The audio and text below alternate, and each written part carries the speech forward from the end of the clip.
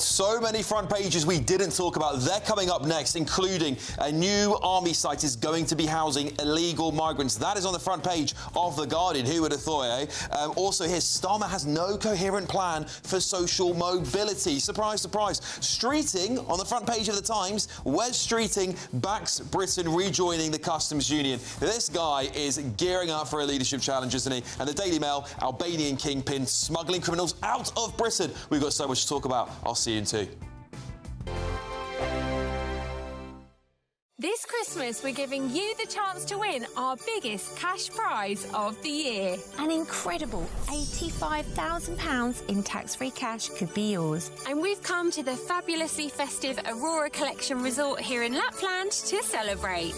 £85,000 of tax-free cash really could be yours. For another chance to win £85,000 cash, text cash to 63225. One entry costs £2.50 plus one standard network rate message. Or text bonus to 63225. 5 entries cost £5 plus one standard network rate message. Go to gbnews.com/win. Entries start at £2.50. Call 0903 686 3232. Calls cost £2.50 plus your network access charge. Or post your name and number to GB18 PO Box 8690 Derby DE1 9TT. UK only. Entrance must be 18 or over. Lines close at 4 p.m. on the 30th of January. Please check the closing time if listening or watching on demand. Good luck.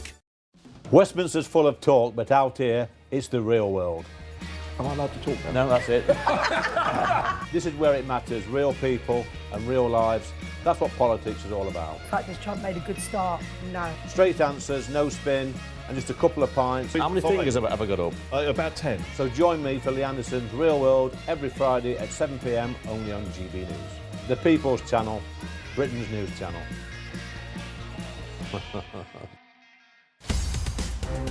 In the GB newsroom, we bring you the news as it happens. With our team of dedicated journalists across the UK. We're ready to keep you up to date with what's happening every half an hour, every single day. Bulletins here on GB News. The People's Channel. Britain's news channel. Bold. They are under no illusion. Ray. Are you a human trafficker? Boundless. I've had enough of the nonsense, and I'm not afraid to say it. Don't get us on the BBC. Every weeknight, I tear through the headlines. The smell of gasoline. Should we be worried about it? From Westminster madness to cultural war chaos. What I'm going to do now is they are throwing things out the car as we speak. Get ready, Britain. Here we go. Patrick Christie tonight, weeknights from 9 p.m. only on GB News, Britain's news channel. 5 hosts, 5 opinions, 5 fearless debates, 5 unfiltered takes on the day's news. 5 reasons not to be anywhere else on Saturday night. This is the Saturday 5. You got me good there. Britain's biggest Saturday night TV show. It's not a bad brand. Yeah. Uncensored. Very, very racy tonight. On the unpredictable. What did she say? Can you translate it for us? And always entertaining. And how can a country go from being led by William Wallace Saturday nights from 6 p.m. only on GB News. The People's Channel. Britain's news channel. You're going to want to stay tuned, trust me.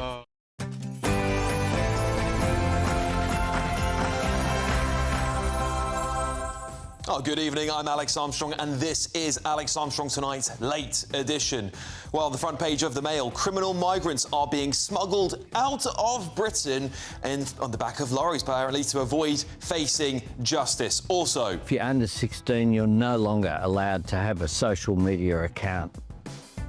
is Keir Starmer set to follow in the footsteps of his Aussie counterparts and ban social media for under 16s and... We've left the European Union. It means that we make our own choices. We want to work in partnership with the European Union. Well, with Keir Starmer's leadership in limbo, is front-runner Wes Streeting looking to bring us closer to the EU? Also... The President of the United States made it very clear he wants to see me and the hundreds of people who work here fired from our jobs. Well, US comedian and TV host Jimmy Kimmel is set to deliver Channel 4's alternate Christmas speech, lashing out at the Trump administration. Isn't that what you just wanted for Christmas Day? Plus, is Father Christmas too white? Yes, honestly. And is the binary of naughty versus nice perpetuating a colonial stereotype? Honestly, that's next.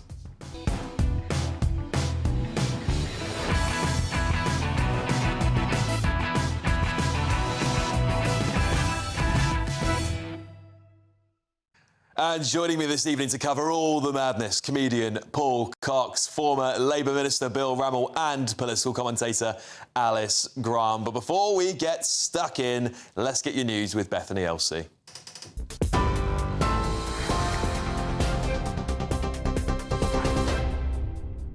Alex, thank you. Good evening. Your top stories at 11:01. Donald Trump and Sir Keir Starmer have held a phone call to discuss the war in Ukraine and the ongoing humanitarian situation in Gaza. The Prime Minister updated the President on work by the Coalition of the Willing to support a just and lasting peace for Ukraine. He also updated Trump on the appointment of the new British ambassador to the US. The United States Coast Guard is pursuing another oil tanker in international waters near Venezuela. It's the second operation of its kind this weekend and the third in less than 2 weeks. President Donald Trump ordered a blockade of sanctioned oil tankers entering and leaving Venezuela earlier this week. The third vessel is understood to be flying a false flag to avoid those sanctions. The White House claims illicit oil is being used to fund narco-terrorism in the region. Australia's Prime Minister has been booed at a memorial service for those killed in the Bondi Beach terror attack last week.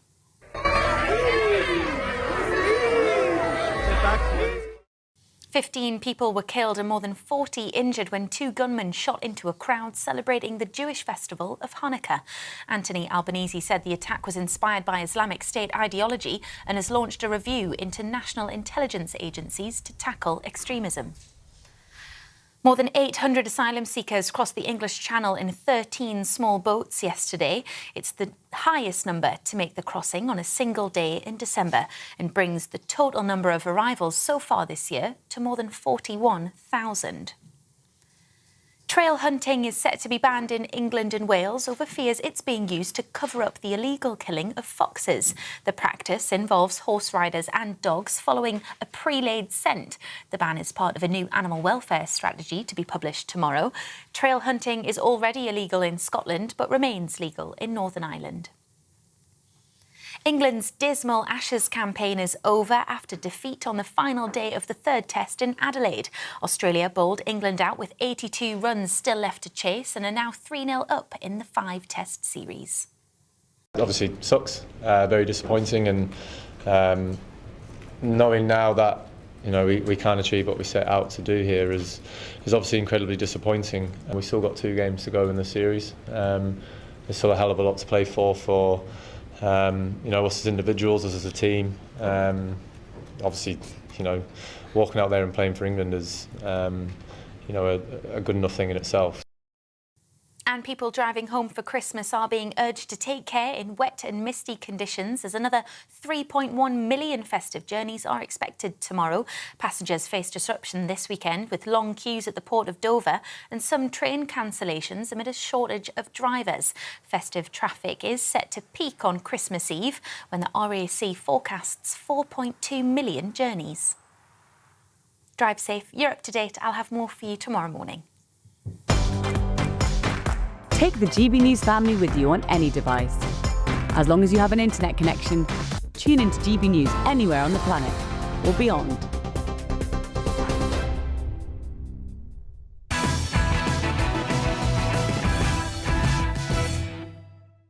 Welcome to the show, everybody. Shall we have a look at Monday's front pages together? Let's start with the Times. Streeting backs Britain rejoining the customs union. The Guardian. Starmer has no coherent plan for social mobility, says key advisor. The Mail.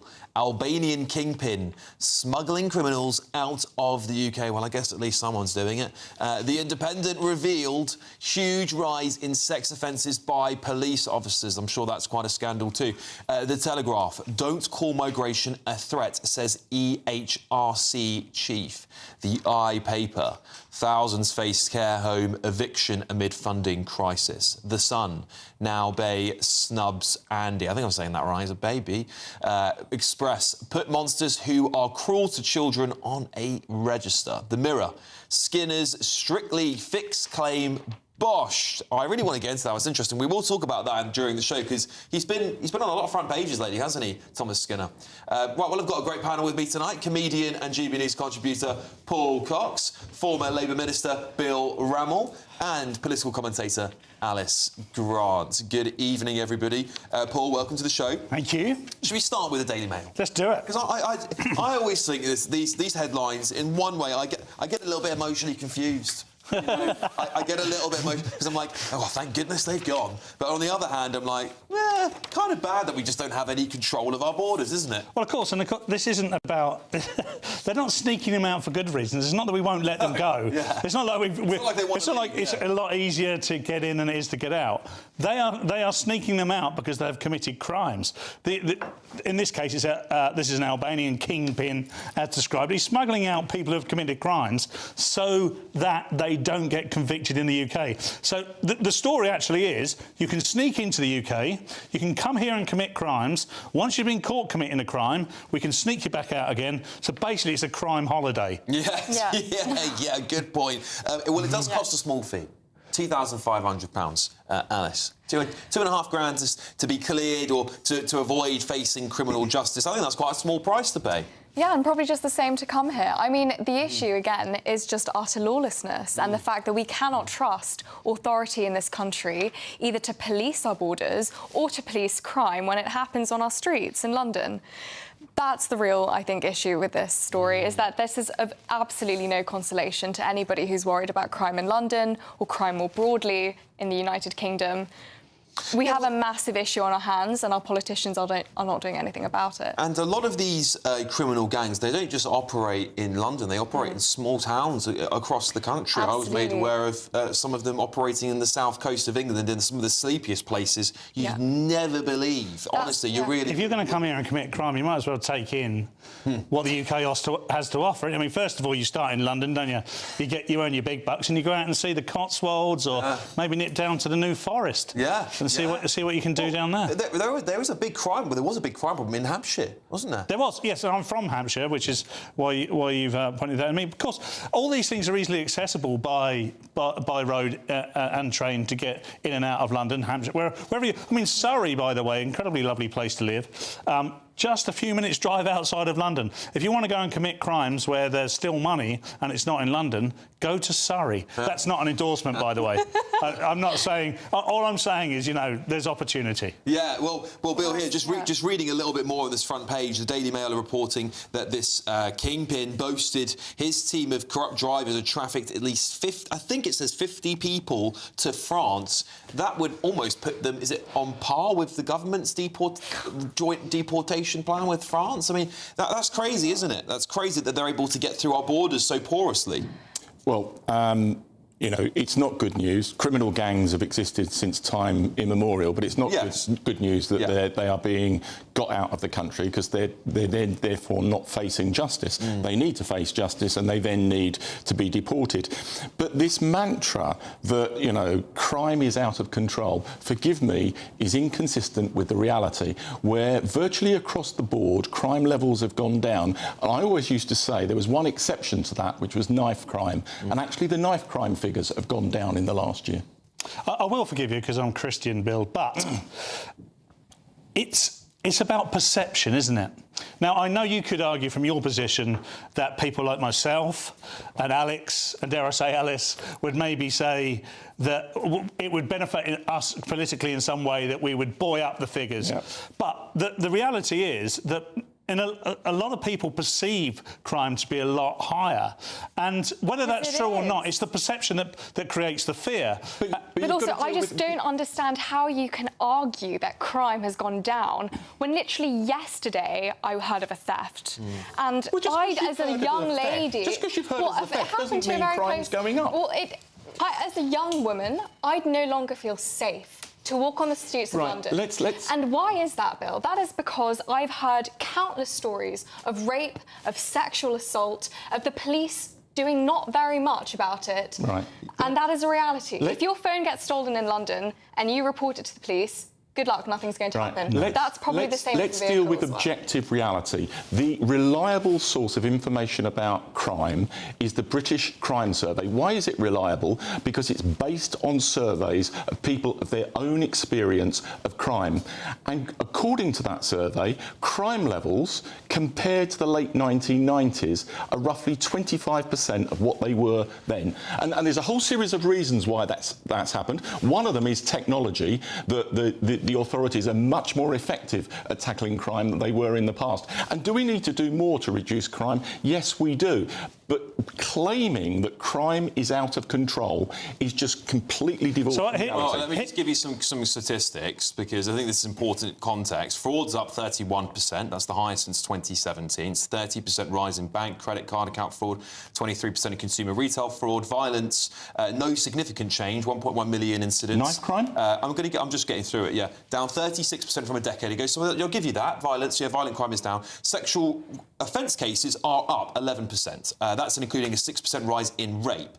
Domestic abuse has stayed about the same, 7.8%. Homicides are down. Knife crime is down 5%, so that's good news. Computer misuse down. Vehicle theft down. The crime rate 72 per 1,000 people is up 2.1% from September 2024. So look, you're right. There is some good news on this, and we always want to welcome good news. These guys do have a point. There is a perception that crime is out of control, and then you can argue crime statistics here and there. Rape is one of the ones that does concern people. That is up staggeringly, and in London it is up staggeringly. Yeah. And I think we should be honest about the crime statistics as they are. They are absolutely. down. And the real scandal is that I think it's only 2 cases out of 100 of rapes are actually brought to prosecution. That's correct. And it's that really, is a scandal. really bad. We do need to do so much better on that. But I think we also do need to account for the fact there are a lot of people who don't report crimes now. So these statistics, whether they're good or bad, there is clearly a feeling in Britain that crime is a little bit out of control. And maybe that will just bring us nicely onto our next story, because I do briefly want to touch on this. The front page of The Independent, as we're talking about crime, I think it's important we speak about the Independent's front page. They're saying there's a huge rise in sex offences by police officers. Figures obtained from forces show the shameful scale of convictions for officers since the murder of Sarah Everard. Police sex offence convictions have soared by more than a third since the murder of Sarah Everard in March 2021, prompting warnings that the forces must do more to stop predators from joining their own ranks. And this kind of worrying trend, I would say, Paul, is that if people can't trust the police with being, tough on crime. As the good news that crime is falling, a lot of statistics, but when it comes to sex offences, we're talking about rape, we're talking about the low conviction rate, and then we see front pages like this. It doesn't paint a good picture, does it? No, it doesn't at all, and this is a shameful picture that has been painted here. One thing I will say, and I would criticise most people for a bit of whataboutery, but I'm just about to do some. There's no way The Independent would have a headline that would talk about the pro-rata crimes committed by migrants in London, particularly to do with the crimes that have gone up that you've talked about. That is also a perception issue, because it's being hidden. I just want to make sure that, just to balance out what Bill said, there is pro-rata that people of foreign nationality, immigrants that have come into this country, are being convicted of some of those crimes at much higher rates than people of incumbent culture in this country. Paul, that's really not true. If you look at... I'll tell you why you could say it's not true, because the figures aren't actually that easily available because of the point I'm trying to make. I looked at them yesterday. Violent sexual assault against girls under 16, the proportion who commit it from black and Asian backgrounds, and that's a read across to migrants, is actually underrepresented compared to their force within the population. But is that pro rata? Yeah, 83. So how could that? I don't think it can be, Bill. Go online. But the reason I say that, I will fact check it. You guys discuss it. What is the? I haven't actually covered the story. So statistic is that it's 17% of the population in the UK are black and Asian. The offences, violent sexual offences against girls under 16 is 16% from black and Asian men. Okay, and the biggest number by far, 83%, are white men. Okay, well, let's find out. Yes, as Alex. the only young woman on the panel, may I just point out that I think any trying to diminish the problem, whether it be 3% or 16% here, is really just obfuscating what is a very serious issue that we have now factual evidence has risen.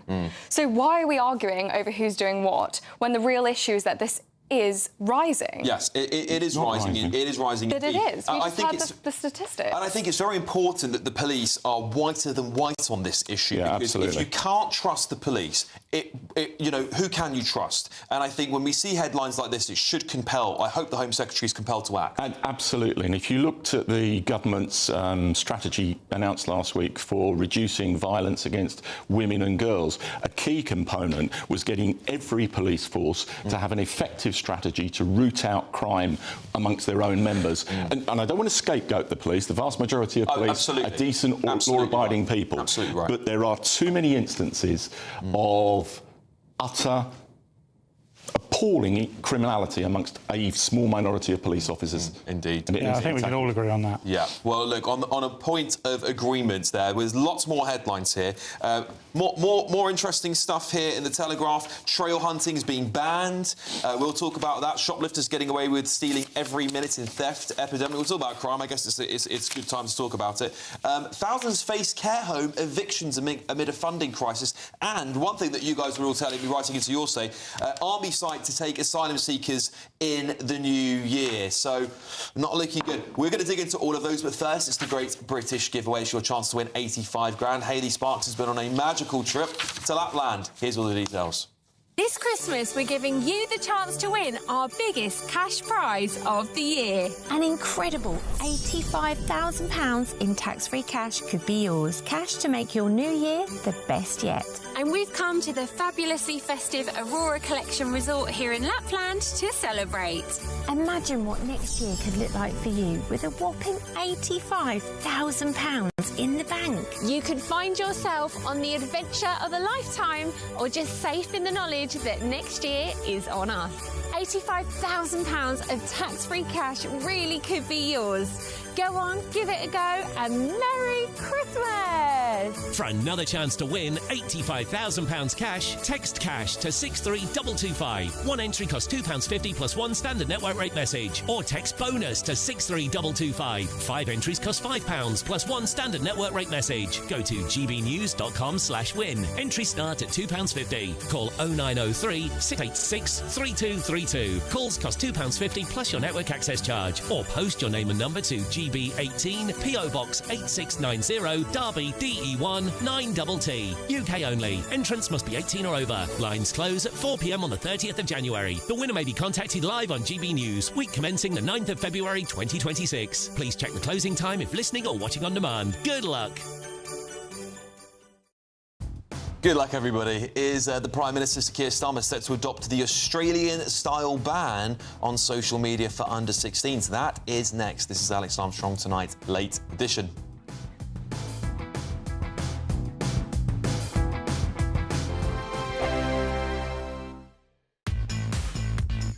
Five hosts, 5 opinions, 5 fearless debates, 5 unfiltered takes on the day's news. 5 reasons not to be anywhere else on Saturday night.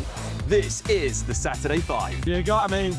You got me good there. Britain's biggest Saturday night TV show. It's not a bad brand. Yeah. Uncensored. Very, very racy tonight. On the unpredictable. What did she say? Can you translate it for us? And always entertaining. And how can a country go from being led by William Wallace Saturday nights from 6 p.m. only on GB News. The People's Channel. Britain's news channel. You're going to want to stay tuned, trust me.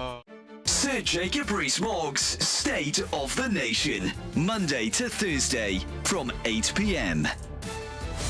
What I've discovered is that a comet that was observed by the Chinese in 5 BC, I put together the information from their observation to come up with an orbit that would take this particular comet very, very close to the Earth. And as it passed the Earth, probably about the distance to the moon, a position on the rotating Earth would have seen the comet pause for a period of hours over a location. We have the same thing now with the geosynchronous satellite. If you stand at the equator, there are geosynchronous satellites that stay over your head 24/7. This comet was so close to the Earth that it would have had the brightness of like a first quarter or full moon. So it would have been clearly visible in the daylight. So it would have been easier for them to follow. And how quickly would they have had to have travelled? Could they have travelled fast enough to keep up with it? Well, it would have been a direction. So it turns out it takes 2 or 3 hours to walk from Jerusalem to Bethlehem. It's a relatively short distance. And that's the period of time where it behaved like this for those few hours. So there was the time available. Now, of course, their trip from the east, it would have taken many weeks. And the Chinese said the comet was visible in the constellation Capricorn for more than 70 days. And it's that appearance in one constellation for an extended period. Pilots know this. If you see an object in the sky while you're flying a plane, and it's not moving left, right, or up, down, it's actually on a collision course, or nearly so, with you. So the comet was heading more or less directly towards the Earth until, at least in my theory, they arrived in Jerusalem and walked that distance from Jerusalem to Bethlehem. GB News, the People's Channel. No matter the state it's in, this is our nation. Join me, Jacob Rees-Mogg, for a genuine, honest discussion on where we have been, where we are going, and where we are with the people who set the direction. Tune in to State of the Nation every Monday to Thursday, 8 to 9 o'clock, only on GB News. This Christmas, we're inviting you to join the GB News family for an occasion filled with joy. A chance to come together and lift our voices and celebrate what truly brings us closer at this time of year. So whether you're with friends or family or simply in the spirits of the season, we would love to share this special night of carols with you. Carols by candlelight, Christmas Eve at 8 o'clock only on GB News, the People's Channel, Britain's news channel.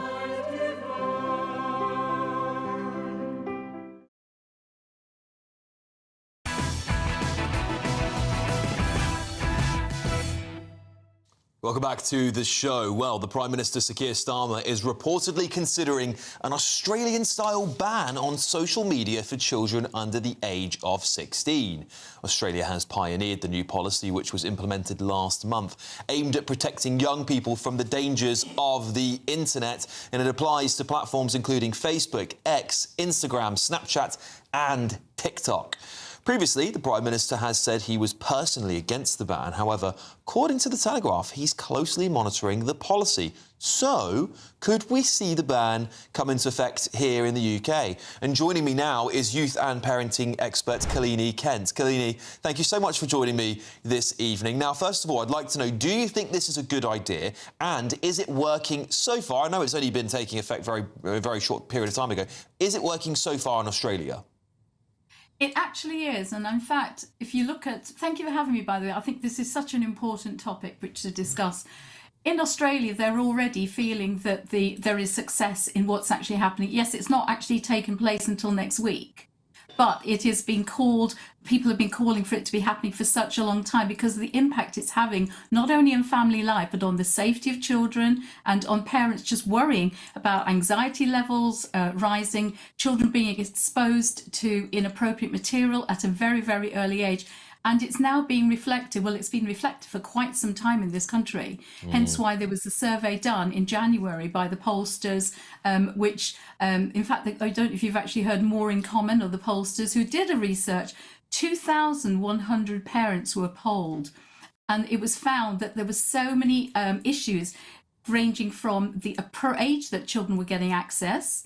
From ages 3, there's in fact recent figures have shown that 800,000 young people between the ages of 3 and 8 are having access to actually inappropriate material.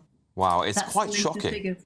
It's quite shocking, Kalini. What's the impacts on children when they get involved in social media? It's such a, I mean, I can't comprehend it. I'm 34, so I was old enough not to have social media. I started, I think the first social media network I signed up to, I was probably about 15 years old, 14, 15 years old. So I was grateful not to have such an overbearing part of my life and a difficult part of my life spent on the internet. What is the impact, Kalini, on young people? The main impact most parents are reporting, and in fact I work with young people and parents a lot, and the biggest thing is the impact on their mental health. They are too young to actually manage some of the content they're seeing, to actually understand the impact of it, or to actually understand the implications, and they're being exposed sometimes to very violent content, which is inappropriate for them at that age. But it's inappropriate actually for most people. And what is happening is that they're not actually managing to process that information. It's leading to their behaviour actually becoming violent perhaps, or aggressive. And also what's happening is that children, whilst parents have also got the battle. They've got the battle of trying to control their children's screen time, but struggling with that because the children are actually wanting it. It's a battle constantly. I want to be on it. Hence why I can see there's mileage in actually banning it, so that parents have got that support, that they're not having to battle with their children because they can't get on social media if they were 16. Yeah, it's a really good point. And Kalini, thank you so much for joining me this evening as parenting and youth expert there, Kalini Kent, to talk about this really important policy. Thank you very much, Kalini. I'll bring it back out to my panel here. Paul, you're a parent, as far as I can remember. That's right, yeah? That's correct, yes. Yes. I thought you might have got rid of him at some point in time. So I wasn't sure. You can't get rid of him, mate. No, you can't get rid of him. Keep on, have what? Why not? But it is, I don't know. How do you feel about this policy? How do you feel about it? What's your gut instinct telling you? Well, it's really interesting because had I not been a parent and a free speech advocate and someone who does not like big government, I think I would. He loves social media. Well, yeah, but I'm a 46-year-old man, so. You're what? I am. You're way older than that. Thank you, mate. So look, my daughter is 16, so she would now be able to access social media. She's doing her A-level. She's would be able to access social media in Australia. But just as we were doing that piece then, I couldn't think of one positive of anyone below 16 being on social media. I can't think of one. I haven't got a counter-argument to it. I'm not envious of my daughter having to have done a lot of her teenage years having access to social media. She's always been pretty good about it. She understands the dangers of it. She understands the impact it can have. And we've always been able to teach her that to be aware of those things. But I cannot think of one positive. And I don't regret. I mean, I left high school, senior school in 1996. I had no access to this whatsoever. No phones, no internet, certainly no social media. And it was bad enough anyway. Yeah, well, look what happened to me. Look what happened to me. But it was bad enough anyway. Yeah. This is it, isn't it, Paul? And I'll pass over to you, the other parent on the panel, Bill. I'm assuming your kids have grown up with social media throughout their lives, and maybe their kids as well will be on that cusp now. I think this is actually, there's quite a lot of consensus here, at least amongst parents. From speaking to parents across the country, it does seem to be that actually people want this to happen. I think that's true. And I think more broadly, I don't know about kids, I think if you uninvented social media, I don't think the sum of human happiness and contentment would be any worse than it is at the moment. But when you particularly look at young people and they have got developing minds, the impact on their mental health, the access to harmful content, the linking up with bullying, it's atrocious, and I think there do need to be restrictions. Also, the social media algorithms set out to deliberately divide people. You know, what you read, you're going to get more of that moving forward, and that's not healthy, and it doesn't lead to a cohesive society. It does create a big echo chamber. You're absolutely right. Alice, what do you make of it? In addition to the arguments about mental health is also the fact that attention span in my generation and below is simply unbelievably short. True. And that has been exacerbated by social media, especially by short-form content such as Reels and TikTok. And a apart from all that as well, it's just a massive waste of time, I think, for young people. There is so much more to the world than what's on your screen. And, you know, I am quite lucky. I grew up basically just about, you know, probably 10 and 11 years old. Social media started to really take off.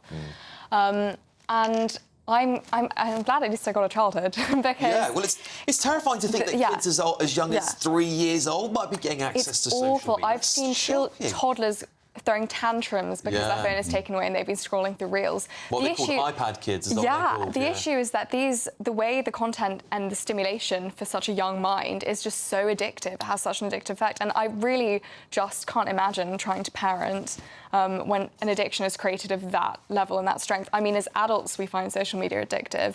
Imagine how much more so young children who can't fully comprehend what they're doing. Yeah, I'd love to know what you all think at home, by the way. You can get in touch with me and I'll read some of your thoughts out on this issue because I think it is really important. It's about the future of our country. It's about the future of the young people in our country. I used to be very against this, but I have genuinely changed my mind. I think there's only one way to do it if you do want to keep some form of social media around, which is to do it the way that China does it. It's one good idea they've had is that their version of TikTok is just education. It's science, experience, it's mathematics. So if there's going to be some sort of compromise, that might have to be the way you do it. I don't know. Maybe we should just ban it and get it over and done with. Anyway, look, still to come on the show tonight.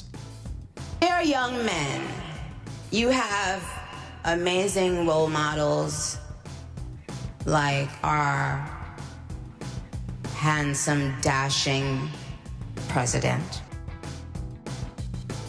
Rapper Nicki Minaj has made a surprise appearance along Erica Kirk to endorse President Trump. Who would have seen that coming? This is Alex Armstrong Tonight, late edition.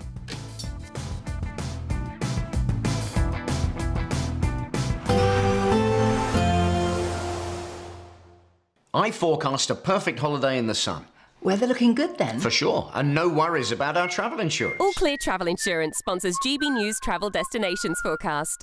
Hello there, welcome to your latest winter sun forecast. If you're travelling towards the Mediterranean on the lead up of Christmas, it's going to be fairly unsettled for a lot of the area. Some bands of rain really moving eastwards across the Med. Some heavy rain for a time for the Balearics especially, but after a fairly stormy spell down towards the Canaries and Madeira, something a little bit more settled developing here with some spells of sunshine and temperatures for Canaries reaching the low 20s. All Clear Travel Insurance sponsors GB News Travel Destinations Forecast. Hello there and welcome to your GB News weather update from the Met Office. It's going to be a cloudy but wet end to the weekend, but as we go through into Christmas week, things will still remain cloudy, but it will start to turn a little bit colder as we head towards the big day. Now out there at the moment we have this low pressure system out towards the southwest, which is bringing this southeasterly breeze across the UK and that occlusion that is draped across the central swathe, and it is bringing some outbreaks of some rain, which can be pretty heavy, especially across northern England and the Pennines, and some heavy showers across the southwest, so Devon and Cornwall as well by the early hours of the morning. It will be a mild start to the week though, temperatures not really falling away too much, around the mid-single figures for people waking up first thing on Monday morning. And especially towards the southeast, it will be a pretty dry start first thing as well. We could even see some clearer spells across the south and southwest, as well as the very far southeast of England as well. There are some patchy rain across Northern Ireland to begin with, but a lot of the more persistent, heavier rain will be across Scotland. You'll see some brighter colours in that rain first thing through the morning. Now that will slowly start to clear as we head towards midday, and it will return to a much more drier picture as we head towards the middle part of Monday. Now, it is going to be dry elsewhere as well. There will be a few breaks here and there, especially across South Wales, the southwest, and across the eastern coast of the UK there. And maybe a few more breaks up towards the north as well. But it will once again be a mild day to start Monday. Temperatures around sort of 10, 11, possibly even 12 degrees across the very far southeast as well. Now Tuesday is much of the same. There is going to be a bit more in the way of some clouds, so not too many sunny spells here. Maybe just a few more showers across the southwest and a few breaks in that cloud across the northwest of Scotland as well. So it's not all doom and gloom to start the week. But as we head towards Christmas, we do keep hold of that cloud, and as we head towards the big day, temperatures will fall away and it will start to feel a little bit colder. Decisions made in Washington aren't just shaping America, they're shaping Britain too.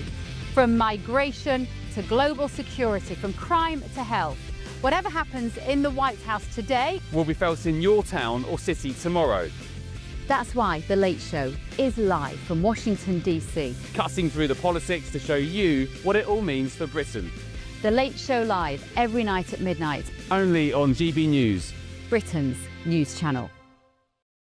Westminster's full of talk, but out here, it's the real world. Am I allowed to talk now? No, that's it. This is where it matters, real people and real lives. That's what politics is all about. The fact has Trump made a good start? No. Straight answers, no spin, and just a couple of pints. How many fingers have I got up? About 10. So join me for Lee Anderson's Real World every Friday at 7 p.m. only on GB News. The People's Channel, Britain's news channel.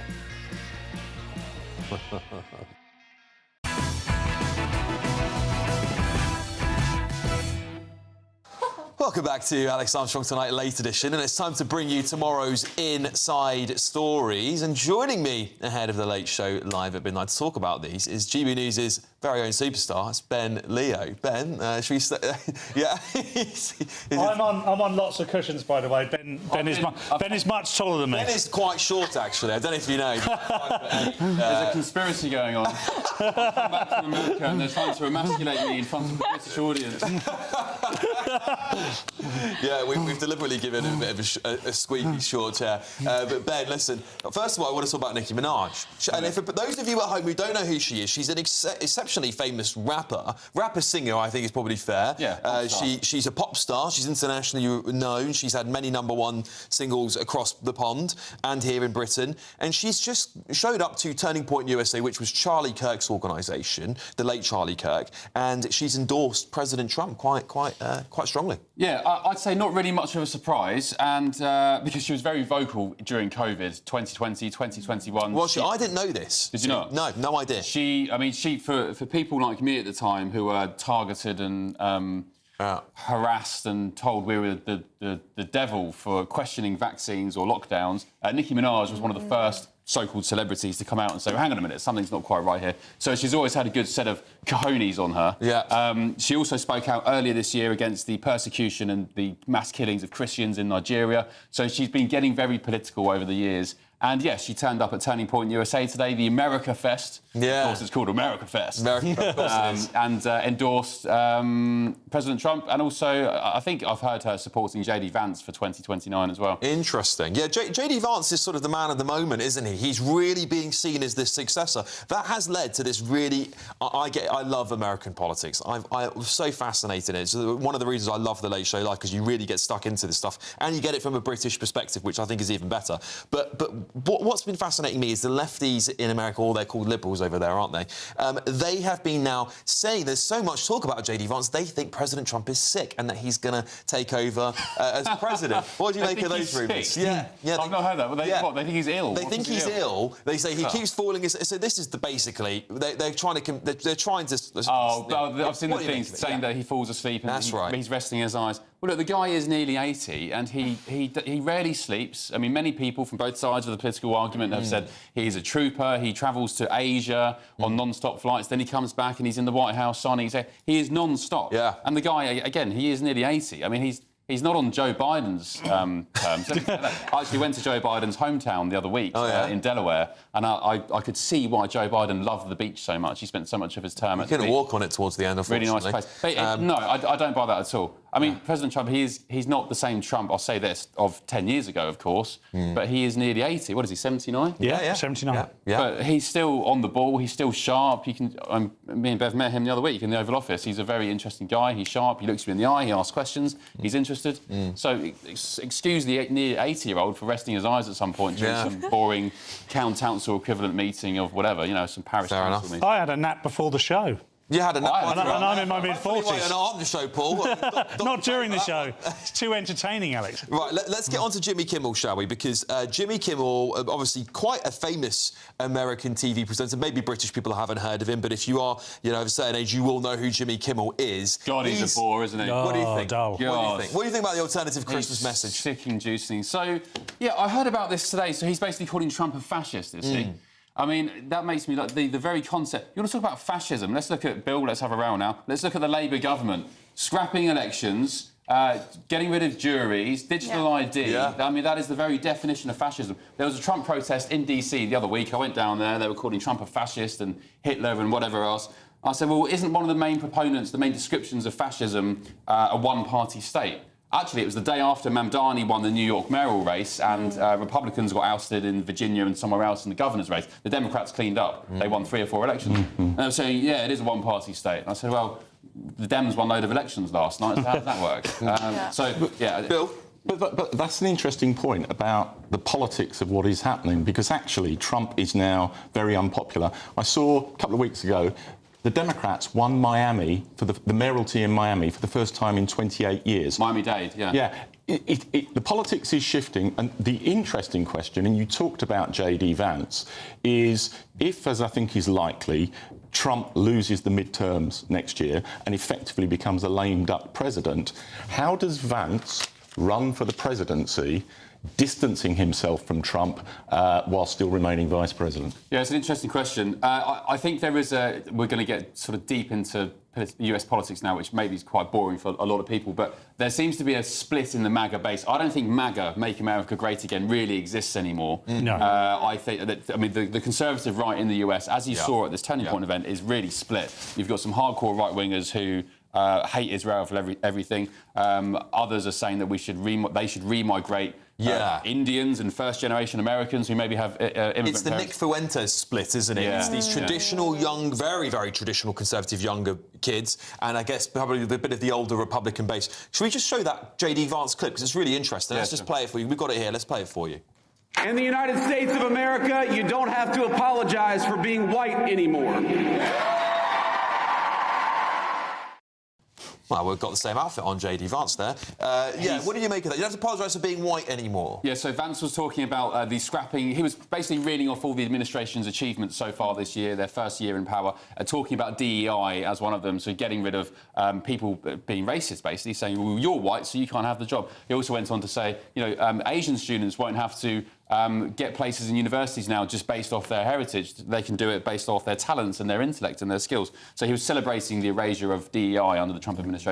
That guy is such a clear, competent, bold speaker. I'm very confident that you raise a good point, Bill, about how they'll reinvent themselves between now and 2029, but the Republicans have a great starting 11 and a great bench. Marco Rubio, J.D. Vance, loads of them. The Democrats, one of their big problems is, and maybe this pushes back on your point, they don't really have anyone apart from Gavin Newsom at the moment, whose claim to fame from the past couple of weeks is saying that he wants to see trans kids. So is that you're going to win an election? You're going to go to the American election and say, I want to see trans kids? But on the Vance point, if Trump does lose the midterms, he's the vice president, he can't effectively distance himself from Trump. Does that make Rubio a more likely contender for the Republicans for the presidency? I think, who was it the other day said, maybe it was Erica Kirk who said it would be Vance, Rubio as a running mate, as a VP. And Vance and Rubio are very good friends as well. I mean, you may get a Boris Michael Gove situation where they end up knifing each other in the back when it comes to the crux of it. But yeah, there is a really interesting split in young conservatism. I think that is going to continuously play itself out. I mean, we've seen some very famous interviews with that young social conservative, Nick Fuentes. I mean, he's extremely brash, says things that I think people would be shocked to hear in Britain. The guy's a weirdo, to be honest. Yeah. He's giving millions of young men. I mean, the more fascinating concept is that millions, tens of millions of people, young men mainly, like him. But, yes, they do. But he said on Piers Morgan's show the other day that he was a virgin. OK, fine, you're a Catholic, you're a virgin, that's fine. But I would say, if you're giving life advice and spiritual advice to young men, and yet you're nearly 30, and you haven't met a woman or married her or had children, I don't really want your advice. Well, there'll be a lot of young conservatives. I'm not taking advice from a virgin. I think it is. I mean, he is dividing the Republicans. Is Trump's handling of the Epstein files also dividing Republicans? Interesting. Well, I'll wait for Ben to get into that on his show. There's going to, unfortunately, we've run out of time. It's always a pleasure to have you here, Ben. It's nice to see you in person. Unfortunately, it might be are you here next weekend here as well? What's the date today?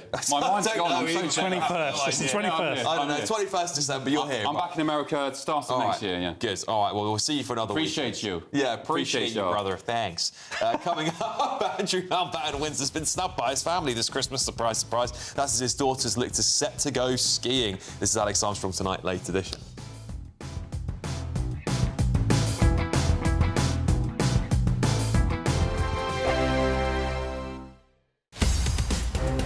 From the GB newsroom, we bring you the news as it happens. With our team of dedicated journalists across the UK, we're ready to keep you up to date with what's happening every half an hour, every single day. Bulletins here on GB News, the People's Channel, Britain's news channel. Westminster's full of talk, but out here, it's the real world. Am I allowed to talk then? No, that's it. This is where it matters, real people and real lives. That's what politics is all about. In fact, has Trump made a good start? No. Straight answers, no spin, and just a couple of pints. How many fingers have I got up? About 10. So join me for Lee Anderson's Real World every Friday at 7 p.m. only on GB News. The People's Channel, Britain's news channel. You want to know what's really going on in the corridors of power? Labour don't know what to do with you half the time, and that makes you quite lethal in the chamber. Get behind the headlines with Chopper's Political Podcast. Join me, Christopher Hope, as I sit down with the great and the good of British politics. We'll see where this ruling takes us. These are the stories shaping our nation. Chopper's Political Podcast, available now on all platforms. Listen in and stay ahead. Decisions made in Washington aren't just shaping America, they're shaping Britain too. From migration to global security, from crime to health. Whatever happens in the White House today will be felt in your town or city tomorrow. That's why The Late Show is live from Washington, D.C. Cutting through the politics to show you what it all means for Britain. The Late Show live every night at midnight. Only on GB News, Britain's news channel. Mornings don't have to be tiresome, especially if you have the right company. Wake up to news as it happens, opinion and debate, and of course, a little bit of entertainment too. Because when the kettle's on, we're on. That's Breakfast on GB News, a show worth waking up for. Every morning from 6 a.m. Only on the People's Channel, Britain's news channel. We'll spread the news, you spread the word. This Christmas, we're inviting you to join the GB News family for an occasion filled with joy. A chance to come together and lift our voices and celebrate what truly brings us closer at this time of year. So whether you're with friends or family or simply in the spirits of the season, we would love to share this special night of carols with you. Carols by candlelight. Christmas Eve at 8 o'clock, only on GB News, the People's Channel, Britain's news channel.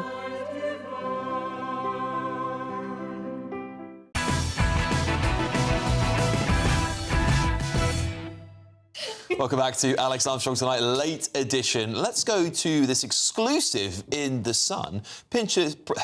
Princess Beatrice will stay away from her scandal-hit father, Andrew Mountbatten Windsor, this Christmas. And with festive cheer in short supply after he was stripped of his royal titles over the Epstein scandal, Beatrice plans to spend the festive season abroad. She had apparently a dilemma after being invited to Andy and Sarah's last Christmas at the Windsor mansion before being turfed out, and also to join the King and the rest of the royals at Sandringham. But Beatrice, 37, has turned down both to avoid embarrassment and is going skiing with her husband and friends instead. That's what The Sun can reveal. Princess Eugene, by the way, in a similar quandary, and she's not known where she will go for the festive period. Yeah, this is... I feel sorry for these girls. I really do, because it's not their fault what's happened. It's not their fault what their father is being accused of doing. And, of course, they're now having to choose between royal life with the royals that will remain, and William and others seem to be keen to keep them in the royal household, and their father, their parents, which is very hard, Bill. It is, and I actually feel for them genuinely, because it must be an appalling experience to go through. Having said that, they have been consistently, and understandably perhaps, supportive of their father.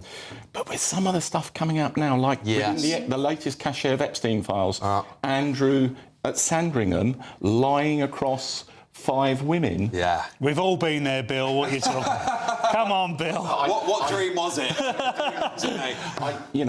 I wonder if their loyalty is being tested beyond endurance. Yeah, I think this possibly signals that. I mean, listen, everyone loves their parents. What you're asking people to do here, if everyone at home thinks, well, we're just going to cut them off, it's not that simple, is it? I mean, most people, I'm not saying everyone does, not everyone has a great relationship with their family, but most people will, Alice, and that's a difficult time of year. Christmas, when you're meant to be with family, it's about forgiveness. It is a Christian time of year. This will be a hard time. Absolutely. What I can say is that I wouldn't feel bad for them in spite of their father's atrocious, all the stuff that's been revealed, if they did side with him, because I do understand that family loyalty and love for one's parent is so overpowering, especially at Christmas, and that's a time when, as you said, family come together. And there are more important things in life to people, to individuals, than scandals and headlines. It could be, I want to spend time with my father, despite that. So I wouldn't blame them if they did. However, obviously it does put them in an awful place, and it just must feel like such a personal betrayal to know that their dad has such a morally ambiguous character, really. And I think having to face that as an adult, fully knowing what he's done, must be just awful, because you love your parent, but at the same time you can recognise he has been so clearly in the wrong and so clearly wicked in many respects. Yeah, indeed. Yeah, what do you think, Paul? Yeah, it's going to be. We don't know what their plans were, do we? So they might have always had plans never to. They might not have spent any. They might have always gone skiing with their husband.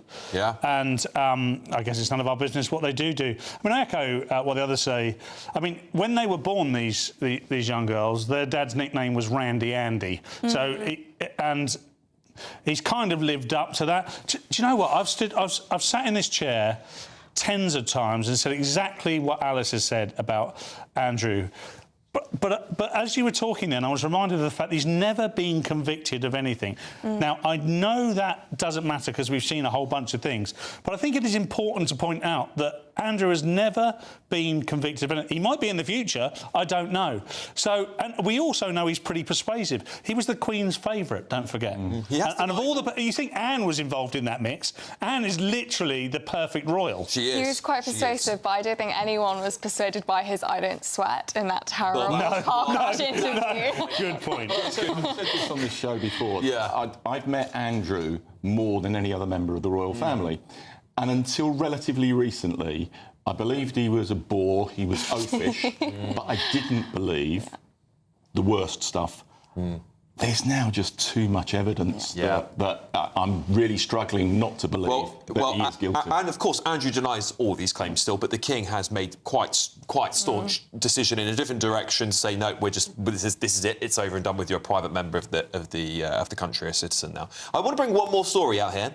The Mirror, Thomas Skinner, of course, is an explosive, boshing legal threat against the BBC. Well, apparently they're reporting it's in tatters after new voting figures shed fresh light on his controversial Strictly exit. The former Apprentice star says he's taking legal advice amid claims bosses rigged the vote to boot him off the show. However, a viewer poll suggests Skinner would have received just 1.4% of the public vote, a figure so low, of course, it undermines his conspiracy claims. Skinner had claimed that on the night he left the show, he received an anonymous email claiming to be from a BBC exec with stats saying I'd received far more votes than it appeared and it wasn't right. Paul? What do you think about this? Well, we had a conversation about this on air on Thursday, actually, and I think the first thing I said was that BBC voting system is going to be so rigorous that there won't be any issue with the voting system. So I'd have been incredibly surprised if they had discovered anything associated with the voting system. The Mirror there seemed to be pointing at something slightly different, because my feeling was he was making a claim that they'd created a perspective around him that would mean that people wouldn't vote for him. Okay. Whereas actually the Mirror is saying there that he has said that the votes were so low, were much higher than was shown. So that's a very different... I said on Thursday, I can't get energised about this. I really don't care. Fair enough. And on that note, ran out of time. I don't know whether Bill or Alice you really care that much either. I'm a passionate Strictly fan, so I'm quite well informed on this. He was absolutely bloody hopeless as a dancer. OK, all right, we'll leave it there. Well, let me just go through your pages one more time, your front pages. The Times are saying this. Streeting backs Britain rejoining the Customs Union. The Guardian, Starmer has no coherent plan for social mobility, says key advisor. The male Albanian kingpin smuggling criminals out of the UK. The Independent revealed huge rise in sex offences by police officers. The Telegraph, don't call migration a threat, says EHRC chief. The iPaper, thousands face care home eviction amid funding crisis. The Sun, now Beatrice snubs Andy. Express, put monsters who are cruel to children on a register. The Mirror, Skinner's strictly fix claim boshed. Right, that's all we've got time for. Listen, I'm going to be back here on Christmas Eve. We're going to have a great time. We're going to track Santa. We're going to chat to Santa. And then I'll be back on Christmas Day, just after the King's speech. So I've got an omnibus Christmas coming up for you. But up next tonight is The Late Show Live, hosted by the one and only Ben Leo. Thank you very much. Tonight on The Late Show Live, we're going to be looking a bit further at the Daily Telegraph story breaking in the last few moments. The new chair of the Equalities and Human Rights Commission says, don't demonise migrants. Don't be careful about your language when you talk about migrants. I say, easy for her to say as a career lawyer, a middle-class lawyer who has the wealth and the luxury to escape the consequences of mass migration. And the latest from Turning Point USA, America Fest. See you in a sec. A very Merry Christmas to you all from the Aurora Collection Resort in Lapland.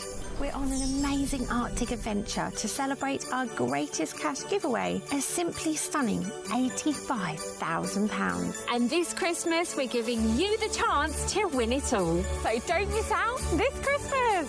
For another chance to win £85,000 cash, text cash to 63225. One entry costs £2.50 plus one standard network rate message. Or text bonus to 63225. 5 entries cost £5 plus one standard network rate message. Go to gbnews.com/win. Entries start at £2.50. Call 0903 686 3232. Calls cost £2.50 plus your network access charge. Or post your name and number to GB18 PO Box 8690 Derby DE1 9TT. UK only. Entrance must be 18 or over. Lines close at 4 p.m. on the 30th of January. Please check the closing time if listening or watching on demand. Good luck.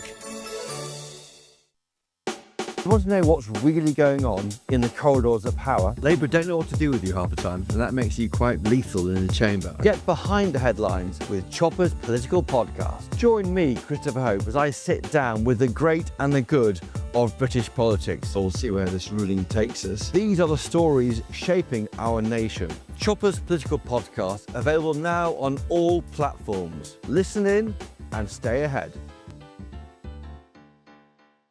Westminster, the ultimate clique. And you're fighting like rats in a sack. But here on the